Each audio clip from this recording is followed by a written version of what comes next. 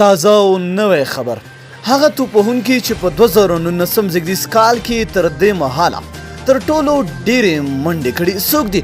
یاد دې وي چې دوه افغان لوبغاړي هم پکې شتون لري. ویډیو را سره تر پایه وګورئ په هر څه به پوه شئ. ګرانو او زړه ته رانږدې مینوالو یو ځلې بیا مو په سلامونو او نیکو هیلو هرکلی کوم. د 2019 زیږدیز کال وروستۍ میاشت ده او د لوبډلو هم ډېرې کمې لوبې پاتې دي.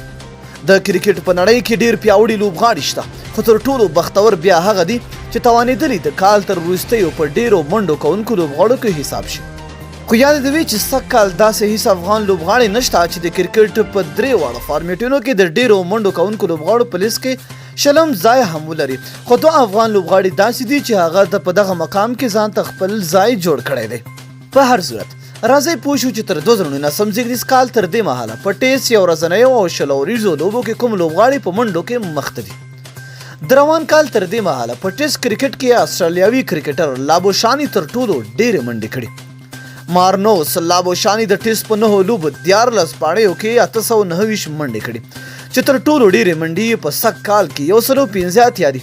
2 سریزې او 15 نیمه سریزې په 3.3 سره کړي. ورپسې بل استرالیاوي لوبغاړی سټیو سمیت دی چې په روان کال ټیسټ کرکټ کې 814 منډې کړي 3 سریزې او 3 نیمه سریزې وهلې دي. په درېیم مقام کې انګلستاني جویروډ دی چې 240 منډې کړي. افغان لوبغاړی رحمت شاه په دې لیست کې 8 ځای لري چې په 3 لوبو کې 180 منډې کړي. په یو ورځنیو لوبو کې سږ کال تر ټولو ډېرې منډې ویرات کوهلي کړي. ویرات کوهلي په 2 ورځنیو لوبو کې 288 منډې په 4.40 سره کړي چې 6 نیمه سریزې او 15 سریزې وهلي تر ټولو ډېرې منډې 123 دي. په دې لیست کې دویم نوم هم د هندي کرکټر روهیت شرما دی. روهیت شرما په 40 لوبو کې 232 منډې کړي 15 نیمه سریزې او 6 سریزې وهلي چې تر ټولو ډېرې منډې 140 دي. په درېیم مقام کې استرالیاوي او ایروین فینچ او ورپسې ویسټ انډیزي شی هوپ دی.